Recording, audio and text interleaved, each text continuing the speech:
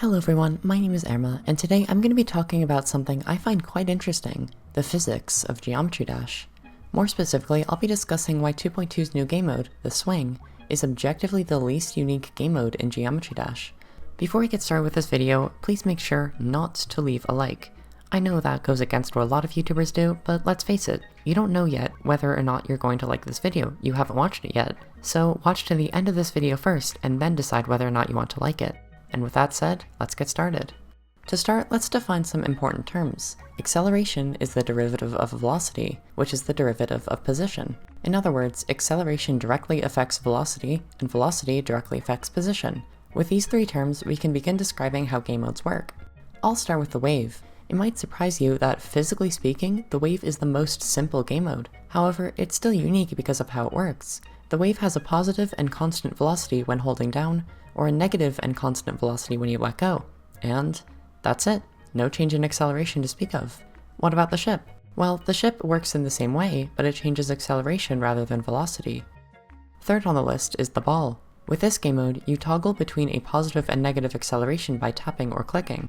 It's similar to the ship physically, but since its controls are so different, the gameplay is as different as it gets. Next, we have the cube. Despite being a simple concept, the cube is quite interesting. Upon tap or click, your velocity instantly changes to a higher value, and your acceleration is set to a constant negative value. What this does is send you upward, but for every pixel you go up, the rate at which you go up goes down until you hit a peak and start accelerating towards the ground again, thus creating a natural looking jump.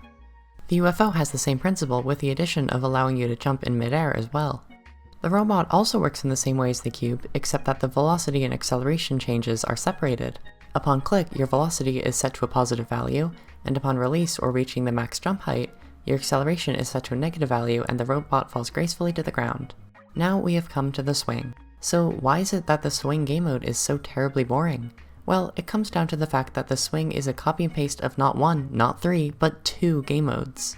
If you take the ship and replace its hold and release controls with a click to toggle, you have a swing. And if you take the ball and enable clicking in midair, you also have the swing. The swing adds nothing new to the table here. That isn't to say that it won't be fun, just that its physics are anything but new. However, there's still one game mode we have yet to talk about, a game mode that is new and incredible, yet remains overlooked, a game mode that takes everything we know about Geometry Dash's physics and flips it on its head. This game mode is, of course, the gorilla. Wait, no, hold on. There we go, the spider. The spider is objectively the most unique game mode when looking at conceptual physics, and here's why. Upon click, the spider's velocity goes up instantly. And when I say goes up, I mean it. The velocity is set to infinity, thus teleporting the spider to the opposite side of the screen. When you click again, the velocity is set to infinity in the opposite direction, negative infinity, and it teleports back to the ground.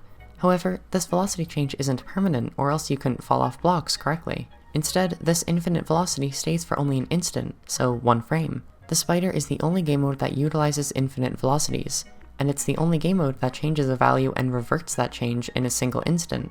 It's one of only two game modes to not have any acceleration changes, and it's only one of two game modes to have its own walking animation. If by now you aren't convinced that the swing is not king and that the spider is the real smiter, then I don't know what to tell you. What I can tell you is that you have certainly made it far enough in this video to make a properly informed decision about whether or not to like this video. Along with that, please consider subscribing to the channel so that you never miss an upload. Thank you so much for watching, and I'll see you all in my next video.